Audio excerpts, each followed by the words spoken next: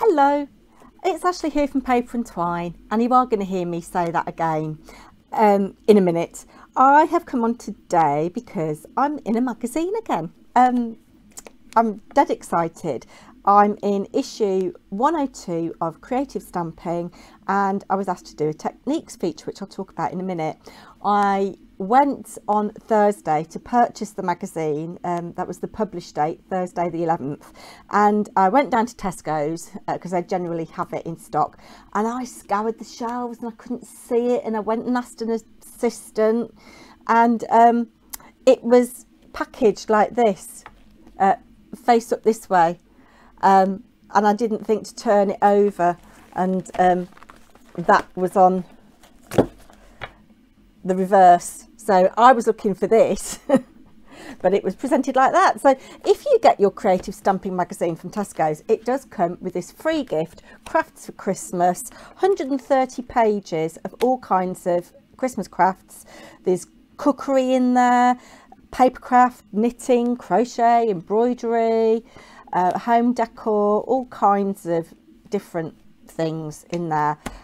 So yeah, so with your Creative Stamping, we'll do a really quick flick through, and we'll have a look and see what my projects look like in the magazine, and then I will talk through my projects I filmed in August, and then we're going to make a little card, or I'm going to show you a technique at the end. So with the free gifts this month, you get paper pad, A4 paper, and it's nice paper that you could ink on.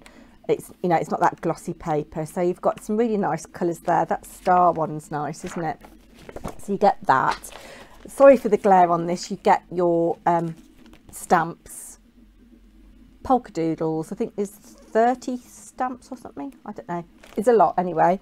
And then the magazine. One of my cards is featured on the back. Oh, I wonder which one it is. I'm sure you can guess. And this is the front. I'd love to be featured on the front one day. I don't think I'm good enough yet, but that's lovely, isn't it? Really like that. Oh, that's a lovely idea with the hearts in the back of the truck. Really like that. I wonder who designed that. Oh, that's Julie Hickey's profile die. If you saw my video on Friday, I showed making Mr. Paper&Twine's birthday card, and I've got the happy. I think the U is hers. Yeah, just have a really quick flick through.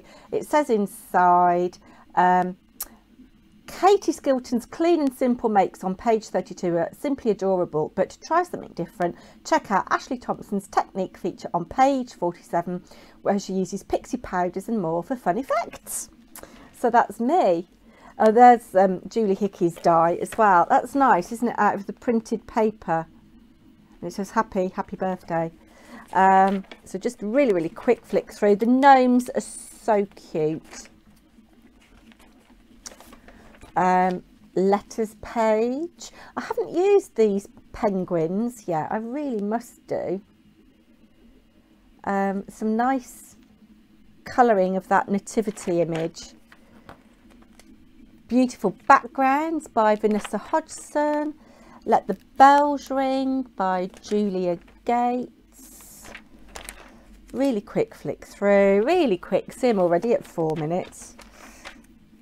Nice inky, oh, gel plate stamping. I need to look at that. That's Jane Royston. Don't know who she is, but she looks lovely.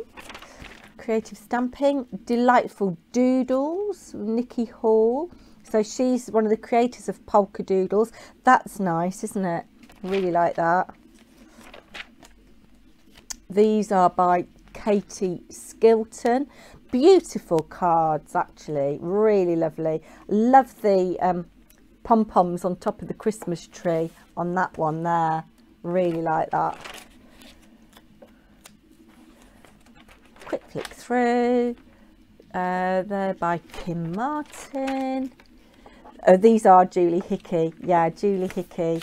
Thank you for all you do with the U. I must get that U because that is lovely. And I like that. That's one of her word stamps. I think I've got it actually, and she's inked it and then die cut it really lovely with her glosses. Love her glosses, as you know. Sensational stripes. Oh, here we are, here's me. Powder and paint. Ashley unlocks the mysteries of pigment powder with this inspiring showcase of crafty ideas. Now, I did notice a typo here, an editorial mistake. How to create a gatefold aperture card. Well, I didn't create a gatefold aperture card. This is my how-to step-by-step acrylic block kissing technique, which we're going to do at the end. And here are my other cards. I've got some glue on there. So you can see I did a rocker card, that, and that. And I'm not going to show you any more of the magazine because you might want to keep it as a surprise, but I am just going to shout out the lovely Kate Fletcher, cards by Kate Fletcher. She's got one of her cards featured in the back. How wonderful. So I think she'll be getting a prize for that. No doubt she'll share that on her channel. So I'll link Kate's channel down below. So I'll put on now talking about my cards. Hello, it's Ashley here from Paper&Twine. I hope everybody is well. Welcome. As I'm filming this, I think it is the 16th or 17th of August. I'm not quite sure of the date. Let me see if my Fitbit will tell me. 17th of August, gosh. And I'm hugely excited today to come on and show you what I have made for my second design team project for Creative Stamping Magazine. After I'd submitted my first commission, the editor, Nikki, said that it seemed I was very comfortable using pixie powders and Brushos, and would I be interested in doing a feature on some techniques in how to use them. And I jumped at the chance because, you know, I love my pixie powders and my Brushos. And she sent me the stamp set that will be free with the magazine. This is for issue 102. Which is published on the 11th of November, and this is when I'll be uploading this video. And it's called Christmas Gnomes by Polka Doodles. I've never used Polka Doodles before, but their stamps are very good. And yes, I enjoyed using the gnomes. I was asked to make 2 or 3 cards using the gnomes, but other than that, I could use whatever I wanted from the stamp set. I was rather taken by this truck. Sorry for the glare on the plastic, but yeah, I was rather taken by that truck, and I've used a few other things. So I made a list of techniques that I like using, and a couple that are a little bit different. I think everybody knows about picking up ink from craft mats and smooshing, so I haven't done that. The first thing that I've done is what I call I'm calling now my acrylic block kissing technique, and I've made a tepee card, and you can't see that particularly well, but it's an oldie and a favourite, and I saw the trees and I thought that would be the tepee card base would be perfect for showcasing the trees. So I'll show you at the end of this video how to make the tepee card. Oh, excuse me. But basically you need 3 squares of cardstock that are the same size. Mine are 4.5 inches square, and whatever you're mounting onto your cardstock, you need 2 or 3 squares, depending on whether you want to mat and layer the inside. I've actually used 4 squares, but they need to be 1/4 inch. Oh, excuse me again, 1/4 inch smaller. So these are 4 1/4. And I first of all did some background papers. I did several sheets of A4. While you're doing this technique, you might as well. And I've used midnight blue, teal wash and purple violet, just randomly sprinkled on. And I'll show you again when I make a TP card at the end, what I mean by acrylic block kissing. And I selected the portions that I liked best, because for me it's all about the speckles here. And then I did the same with Brushos in different shades of green. I used moss green, emerald green, leaf green and lime green, and I used a smaller acrylic block for those colours, and then I stamped the 2 trees on different coloured green backgrounds, and I paper pieced. You can't tell so much on the smaller trees, but I think on the big tree you can. I used moss green for the trunk, emerald green, leaf green and lime green. Then I stamped some of the stars and in black, and I fussy cut them and coloured them in with rich gold. And there's a magnet hidden with the paper, so it stays shut. I do like a tepee card, and we're going to make a little diddy one at the end of this video. Using again the acrylic block kissing technique, I used teal wash and midnight blue and cut a circle and stamped the carol singing gnomes, mounted on a larger silver sparkle card circle, and then the base is an even bigger circle. And what I've done, I had, just bear with a minute,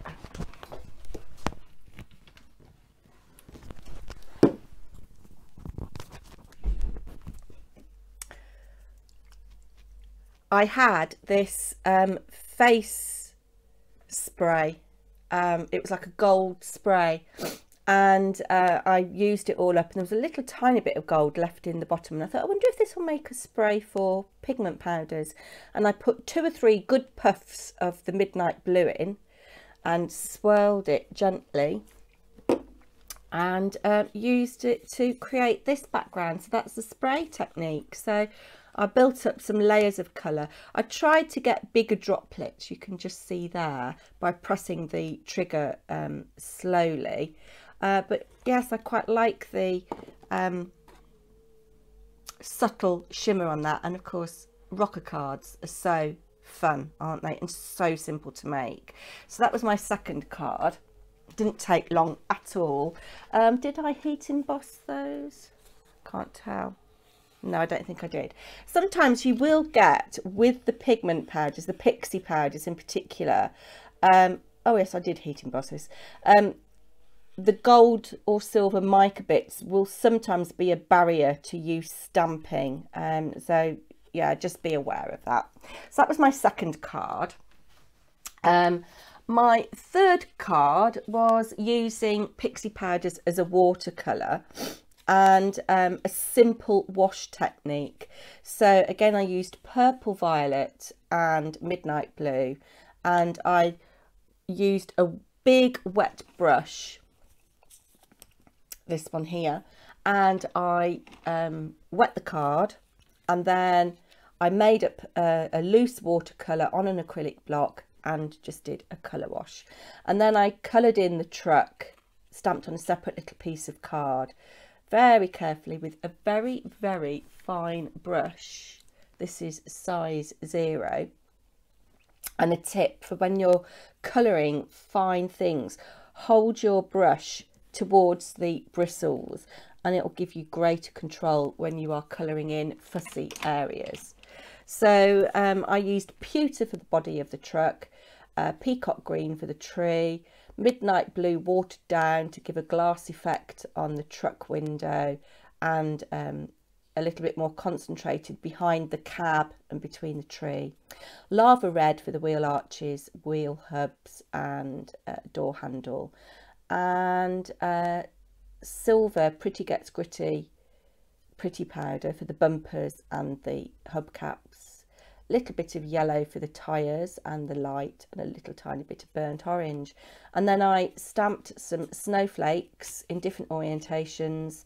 There's 2 snowflakes in the stamp set, using embossing ink and Wow Platinum Sparkle embossing powder and Driving Gnome for Christmas.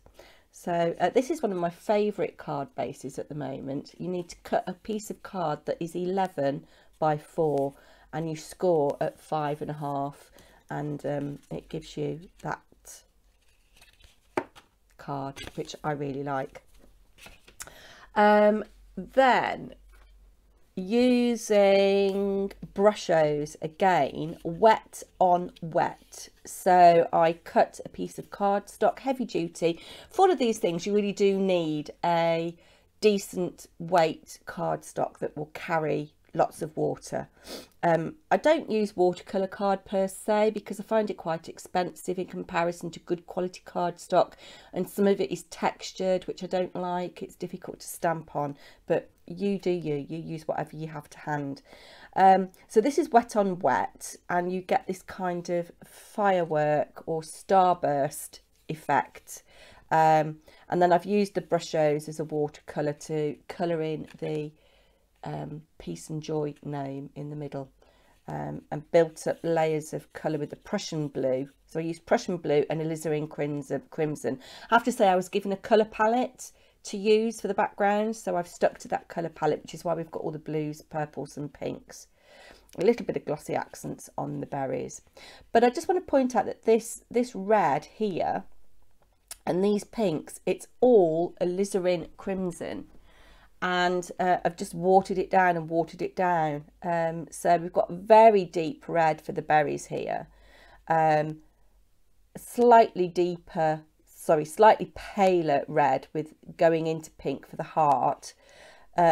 This was very pale before I put glossy accents on it. There's a little bit of shimmer there as well. And then I don't know whether the camera's picking up, but the face or this portion of the gnome, very, very pale pink. So just to show you that you can get different depths of colour, lots of different shades. This background is all Prussian blue, so I've started quite deep here and then pulled the colour out and got little lines in it to make it look as if there's, you know, hills or texture or whatever in the background. And you know, if I was doing this, perhaps I'd put a little bit of sparkle snow on it or something, if I was doing it for another occasion. So that is my fourth card. And then finally I used a stain. This is from Paper&Twine Infusions. I use cerise, and this is dry on dry. So I tapped some on my cardstock, dry cardstock, and then spritzed with very lightly with water, and you get this kind of splodgy splatter effect. And then again I've used the Cosmic Shimmer Pixie Powders to colour in that gnome there. So I shall go and get my supplies to make a little tepee card with you. Let me know in the comments down below which is your favourite. As I say, I've got to package these up and post them off today so that I meet the deadline. Which is your favourite? None of them might be featured in the magazine, I don't know. One of them might go on the front cover, I don't know. Yeah, let me know. Goodness me, I can't half waffle, can I? So as promised, we are going to make a tepee card. First of all, we're going to just create a background, and I'm going to show you how I do what I call my acrylic block kissing technique. So I've got a medium-sized block here.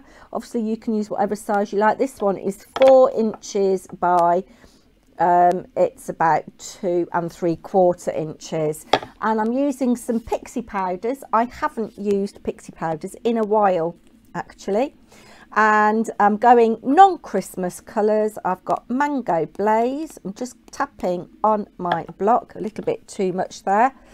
I've got a bit of Lava Red, and a bit of burnt orange. Actually, I mean, do you know, you didn't really need the burnt orange because where the red and yellow meet, we're going to get orange anyway, I think. So I've done that. I'm going to spray my block now with water. Can you see the powder on the block? And this is why I like doing this rather than using a craft mat, because I'm in control. I can see what I'm doing. Spray with water till it beads. The more water you put on, the more of a water colour effect you're going to get. But because I had such a big clump of powder in the middle, I've used quite a lot of water there, and I'm just going to lightly touch the paper with the block so you can see the beading there, and lift it off and you get the speckles. I get a lot of questions about how I create my backgrounds, and this is one of the ways that I do it. So you can see I pressed down hard there and I've got more of a watercolour effect. I've still got pigment on my block. And I'm just lightly pressing down.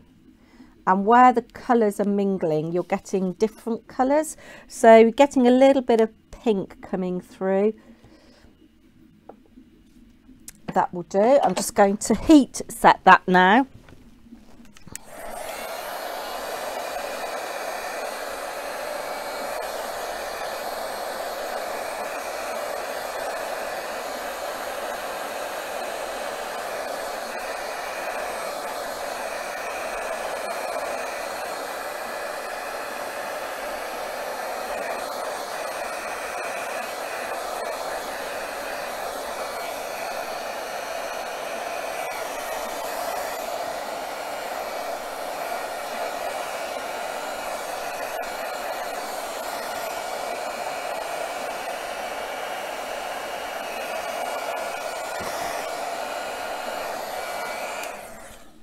So it is as simple as that. That is what I call the acrylic block kissing technique.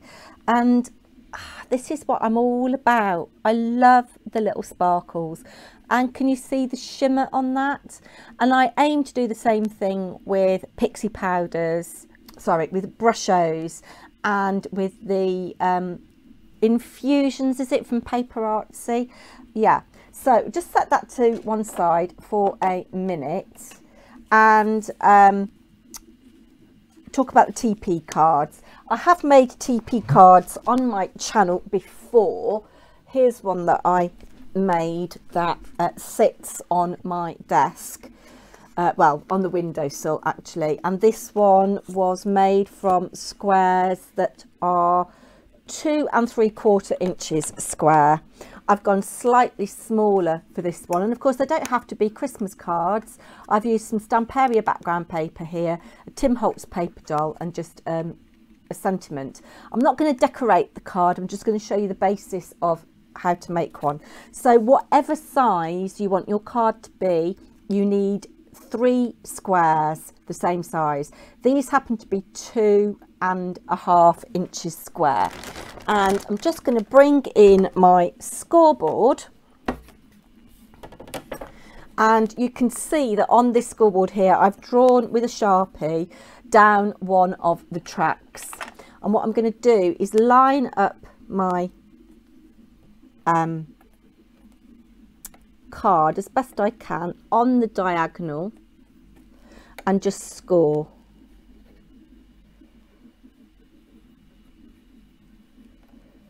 As best I can. The more care you take with that, the more accurate your TP card is going to be. And then you want, what I do is I put these 2 corners together, lay down and gently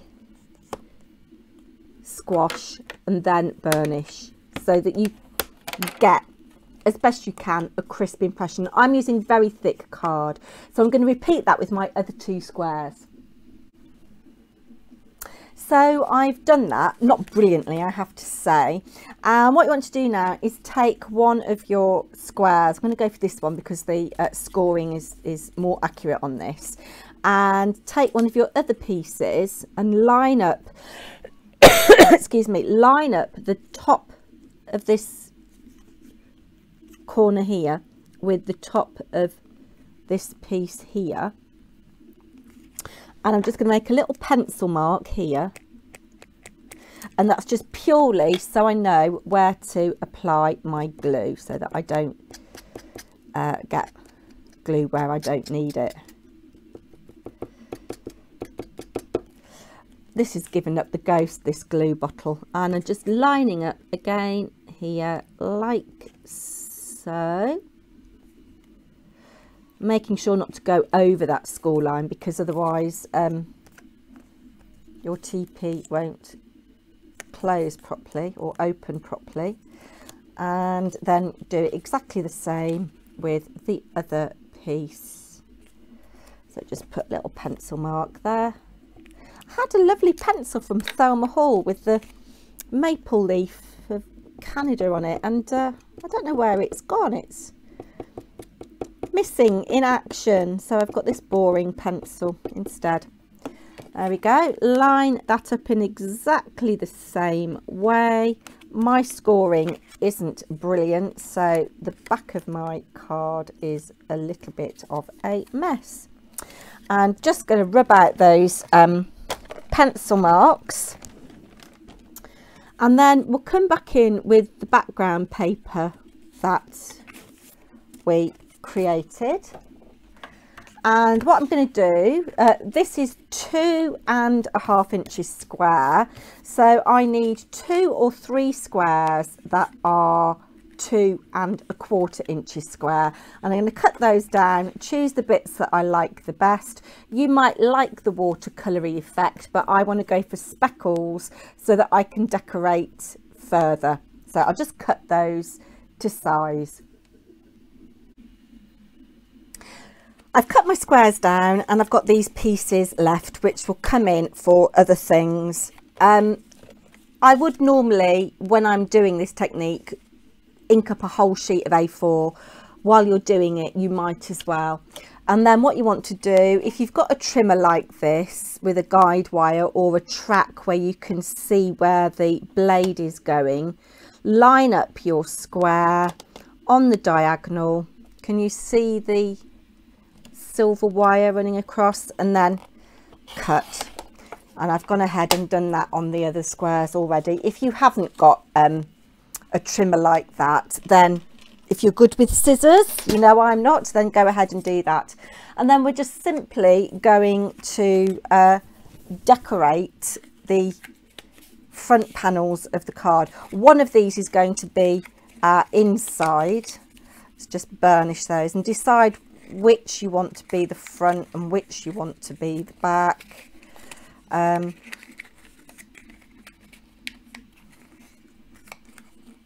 mean, it really doesn't make any difference. Because my cutting and scoring wasn't accurate, I am going to have trouble keeping this shut, I think.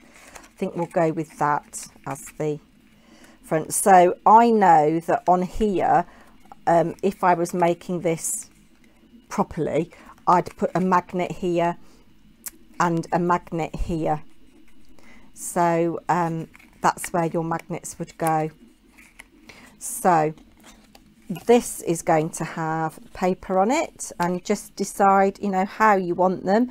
Obviously, if you didn't want to do the acrylic block kissing technique, you could use patterned paper, you could stamp things on paper and cut them out, you could just use a different coloured card, you know, that's different to your background card. All kinds of things you could do, and of course they don't have to be just for Christmas, as I've already said. So we're just matting and layering like so, and then those other little pieces I will want a couple of little triangles to fill in those gaps. So you don't really want to see me gluing and sticking down. I will finish this off camera and come to you at the end. So I finished now. I'll show you what I've done. But remember I said I was having problems with my glue bottle? I've just, well, I hope I've sorted it out. I've just pulled, if I take this off, oh, so you've got this hole, so you can use that to apply your glue, but I like to use the really fine tip, which does get bunged up. But I thought, why won't this glue come out? And I've got this bit of old fuse wire here. I don't even know whether you can still buy fuse wire anymore. And I was poking that down through the nozzle, the hole, because my needle is too thick. Couldn't figure out why the glue wasn't coming out, but I've pulled this plug of glue out of that with a bigger hole, so hopefully all is well now. But our little tepee card is finished. There it is. I've put another Tim Holtz doll on the front, wrapped up in their winter woolies, and I've just handwritten on some scraps of card, deep and crisp and even for a winter's day. I mean, this would look nice with weathered wood and speckled egg and a little bit of silver cosmic shimmer, you know, for those wintry colours. But I like these reds and oranges and pinks and yellows. It's a bit different, isn't it? And to work out this this little bit here for the triangles, you just measure that little dimension there. Mine was 1 1/8 of an inch, so I cut my card to 7 inches square and then just used scissors to cut on the diagonal. Mounted the dolls up on foam pads, and it shall sit on my mantelpiece at Christmas or somewhere as a little festive flip. Yeah, but make them in a variety of sizes. You can see there's not a lot of difference between the 2 3/4 and 2 1/2. If you sort of did 2, 3, 4 and 5 inch squares, you'd get a better gradation. I have got another tutorial on my channel. Perhaps I'll link that down below, but I will link Kate Fletcher, and I've just remembered she's got a challenge on at the moment. I think it's still open. All she wants you to do is send her an ATC, and she's going to randomly throughout next year pick a winner, 1 a month I think it is, and a guaranteed prize. So pop along to Kate Fletcher, awesome crafter, as you can see by the card in Creative Stamping. So I will get this uploaded now. Take care everybody. I'm sorry I've waffled on again. Normal service will be resumed. Well, perhaps my waffling is normal service. Take care. I'll be back soon. Bye now.